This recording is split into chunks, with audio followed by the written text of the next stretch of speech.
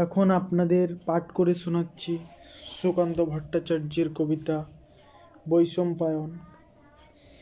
আকাশের খাপছাড়া ক্রন্দন নয় আর আষাঢ়ের খেলনা, নিত্য যে পাণ্ডুর জড়তা, সাথিয়ারা পথিকের সঞ্চয়, রিক্তের বুক ভরা নিঃশ্বাস, আঁধারের বুক ফাটা চিৎকার, এই নিয়ে মেতে আছি আমরা, কাজ নেই হিসাবের খাতাতে।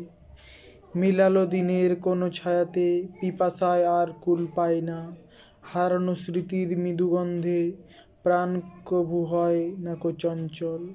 মাঝে মাঝে অনাহূত আহ্বান আনে কই আলো আলেয়ার বৃত্ত, শহরে জমকালো খবরে হাজিরা খাতাটা থাকে শূন্য। আনমনে জানা পথ চলতে পায় না কো মাদকের গন্ধ, রাত্রি দিনের দাবা চালেতে আমাদের মন কেন উষ্ণ। শ্মশান ঘাটেতে বসে কখনো দেখি নাই মরীচিকা সহসা, তাই বুঝি চিরকাল আঁধারে আমরাই দেখি শুধু স্বপ্ন।